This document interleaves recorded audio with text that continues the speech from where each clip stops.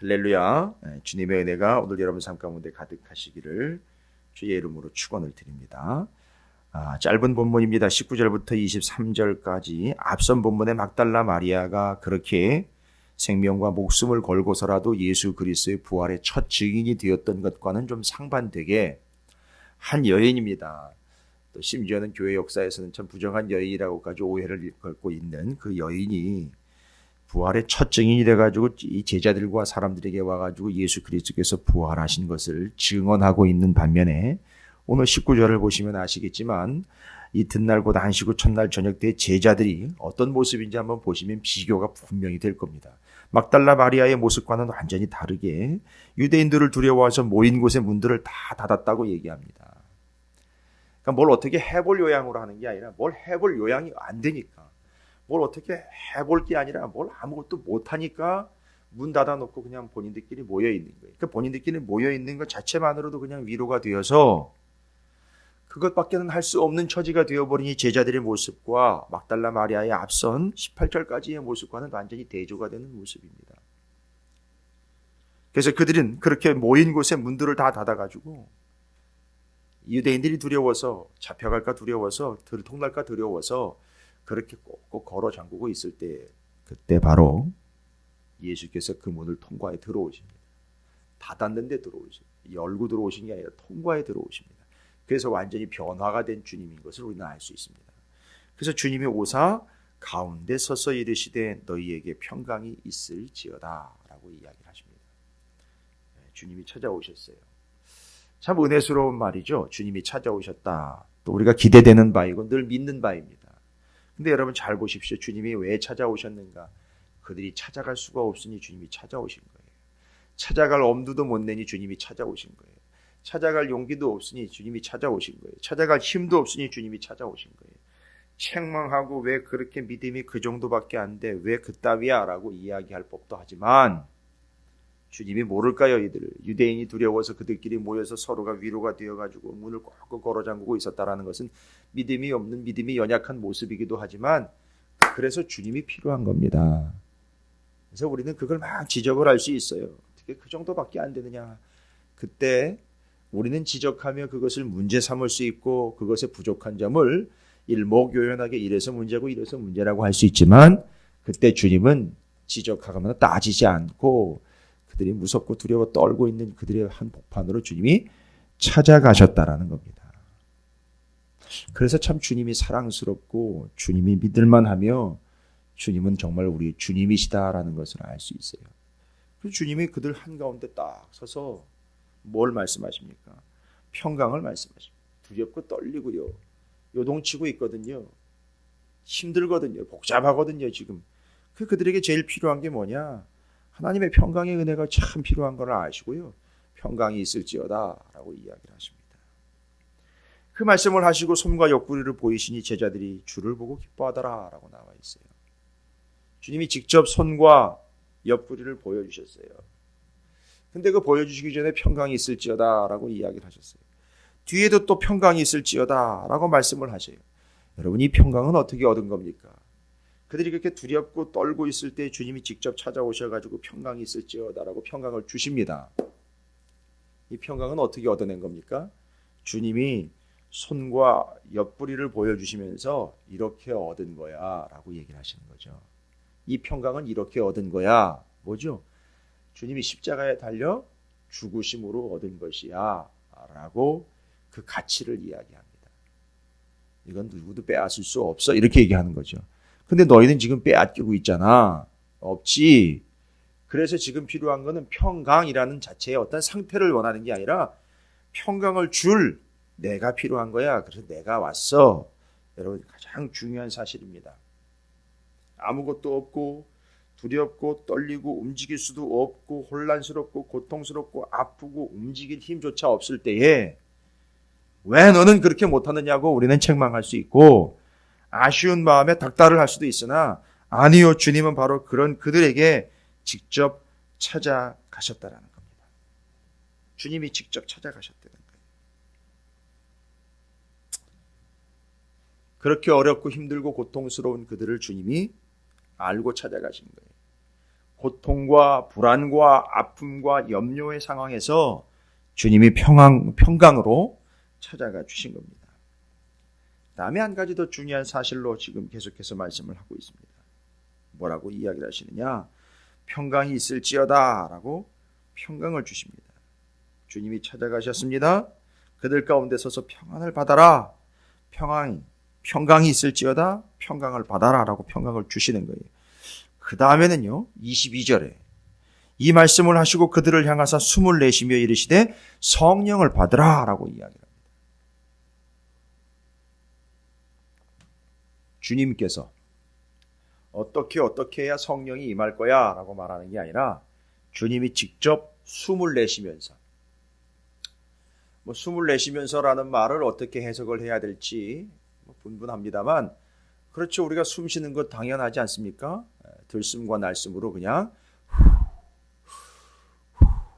이런 개념일 수 있어요. 근데 바로 여기에 뭐가 주님께서 정확하게 사실로 그들이 보는 데서 숨을 쉬시면서 숨을 쉬신다는 얘기는 살아계신다는 얘기거든요.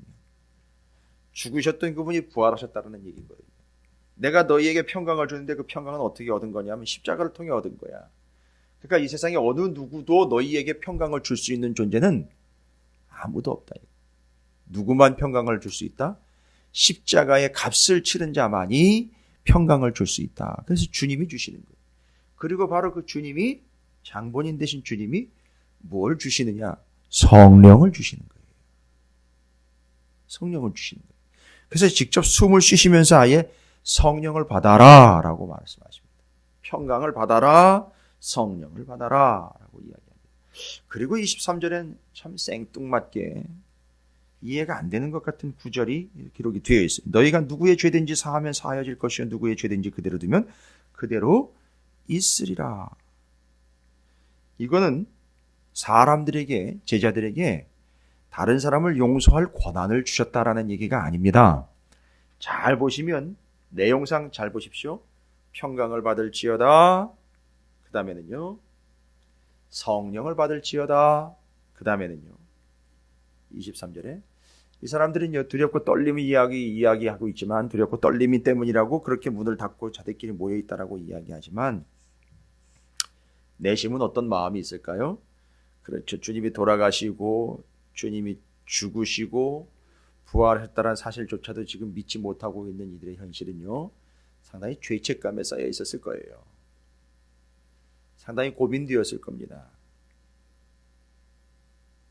그때 그들의 마음 가운데 그 죄책감과 그 염려와 아픔들, 고민들, 여기 너희가 누구의 죄든지 사하면 사하여질 것이요 누구의 죄든지 그대로 두면 그대로 있으리라 하시니 라는 말은 사람을 용서할 권한과 사람을 정죄할 권한을 주셨다는 게 아니라 너희들 용서할 수 있다는 거예요. 누구를 용서할 수 있다는 겁니다. 다른 사람 용서해 줄 수 있다는 거죠.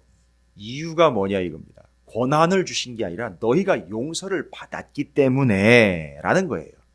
너희가 용서를 받았기 때문에 지금 주님은 뭘로 연결을 해주고 싶으시냐면 너희에게 내가 직접 찾아온 것 자체가 너희를 용서했다는 거야. 이거 얘기예요.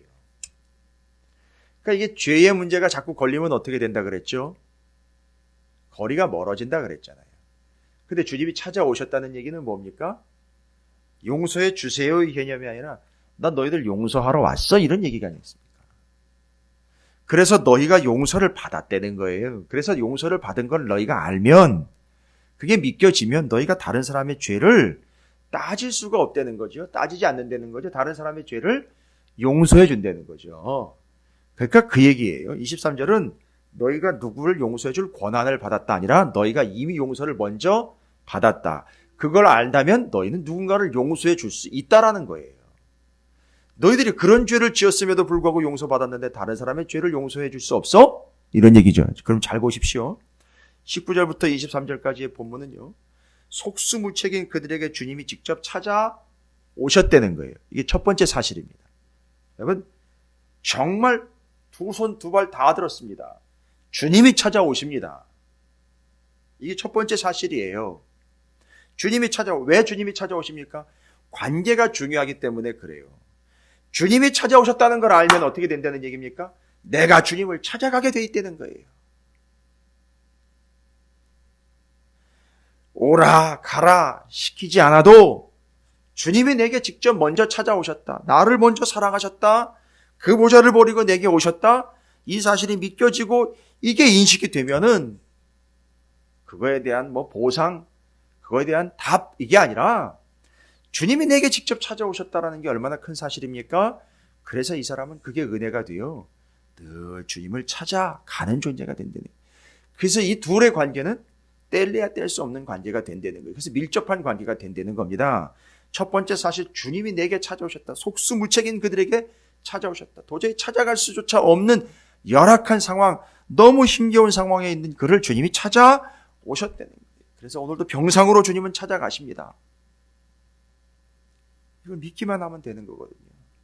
그 어려운 현장으로 주님이 찾아가시는 거예요. 네가 못 오겠어? 내가 찾아갈게. 힘들어? 내가 먼저 찾아왔어. 이렇게 되는 겁니다. 여러분 이게 은혜가 되시길 바랍니다. 그 다음에는요. 보십시오. 평강을 받아라. 성령을 받아라. 용서를 받았다. 다 받았다를 전제로 하고 있어요. 누구로부터요? 주님으로부터요. 주님으로부터 평강이 오고요. 주님으로부터 용서를 받은 겁니다. 주님으로부터 성령이 임하는 겁니다. 모든 것의 근원, 기원이 누굽니까? 예수 그리스도예요. 잘 보십시오. 예수 그리스도께서 찾아오셨습니다. 모든 것이 예수 그리스도로부터 말미암습니다. 평강도 그렇고요. 성령도 그렇고요. 용서도 그렇습니다. 그래서 이게 인식이 되고 믿겨지고 이게 확인이 되면 용서할 수 있고 성령 충만한 것이고 평강을 끼칠 수 있는 존재가 되는 것이고 그렇습니다. 잘 보십시오. 주님이 먼저 찾아오셨습니다. 모든 것이 주님으로부터 말미암았어요. 평강도 성령도 용서도요. 여러분 이 두 가지 사실을 한 가지로 요약을 하면 뭐겠습니까? 주님이 찾아오셨어요. 속수무책이고 문을 닫아가지고 두려움에 벌벌 떨고 있는 그들을 주님이 찾아오셨습니다. 평강이 없는 그들에게 평강을 주셨습니다. 성령 충만함으로 주셨어요. 아예 성령을 받으라라고 숨을 내쉬면서 받아라라고 하시면 주셨어요. 그리고는요. 용서를 받았어요. 나 따지지 않아. 너희들이 왜 이렇게 두려움에 떨고 있고 날 찾아오지 않고 내가 찾아오게 만들었어? 이렇게 얘기하지 않습니다. 그들은 이미 용서를 받았어요. 찾아오셨습니다. 평강, 성령, 용서 다 주님으로부터 받았어요. 그래서 어떻게 되는 겁니까? 그래서 이겁니다. 우리가 주장할 게 없다는 거예요. 우리가 무슨 근거를 댈 게 없다는 겁니다. 그래서 저 뒤에 가면 다른 거 필요 없다라고 얘기를 해요. 다른 거 필요 없다.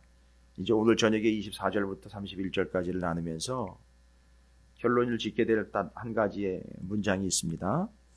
27절, 31절에 보시면 믿음 없는 자가 되지 말고 믿는 자가 되라. 그 다음에는 오직 이것을 기록함은 너희로 예수께서 하나님의 아들 그리스도이심을 믿게 하려 합니다. 라는 거예요. 뭐죠? 중요한 사실 두 가지. 주님이 찾아오신 거예요. 내가 찾아 나선 게 아니에요. 주님이 찾아오신 거예요. 내가 지금 누리고 있는 모든 것들 뭡니까? 평강이며 성령이며 용서이며 다 주님으로부터 온 겁니다. 우리는 이런 사실을요, 묻거나 따지는 게 아니라 믿으면 되는 겁니다. 그래서 우리가 주장할 게 없어요. 오직 믿음으로. 그 예수 그리스도를 믿음으로 인하여 얻게 된 모든 것들을 뭐라고 주장하겠습니까? 내가 뭘 어떻게 해서 얻어냈다고, 내가 잘해서 얻어냈고, 내가 이만큼 했기 때문에 여기까지 왔고, 이런 얘기 할 수가 없다는 것이죠. 그냥 그저 우리는 믿기만 하면 되는 존재이고, 그거보다 더 중요한 사실을 앞서서 설명드렸어요. 주님이 먼저 찾아오셨다. 그리고 모든 것이 주님으로부터 주어진 바가 되었다. 그래서 우리는 주장할 바 아니요 오직 그 주님을 믿는 바가 되어야 한다라는 사실입니다. 이 두 가지 사실에 큰 위로가 되시고 힘이 되시고 근거가 되시길 바랍니다. 주님이 찾아오셨어요. 또한 이 모든 것이 평강이며 성령이며 용서가 주님으로부터 왔다는 거예요. 모든 것이 주님으로부터. 주님이 먼저 주님으로부터 이거예요.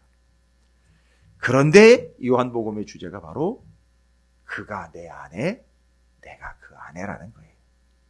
그래서 여러분 이 주님과의 관계가 늘 밀접하고 긴밀해야 하며 주님으로 채워가는 복된 삶.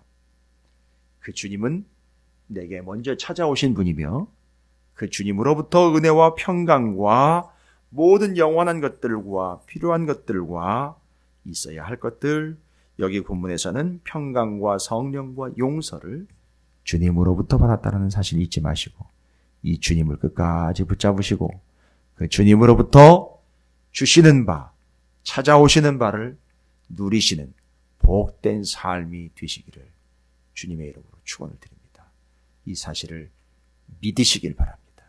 믿는 자들에게는 그렇게 주님이 찾아오신 것이고 믿는 자들에게는 그 평강과 성령과 용서가 임하게 된다는 사실을 잊지 마시고 확인하시고 누리게 되시기를 주님의 이름으로 축원을 드립니다. 이 주님이 우리가 믿는 주님이시고 우리 찾으시는 교회의 머리이신 주님이십니다. 그래서 주님이 찾아오셨고 주님이 주셨습니다. 그런 주님을 믿으시고 누리시게 되시기를 다시 한번 주님의 이름으로 축원을 드립니다.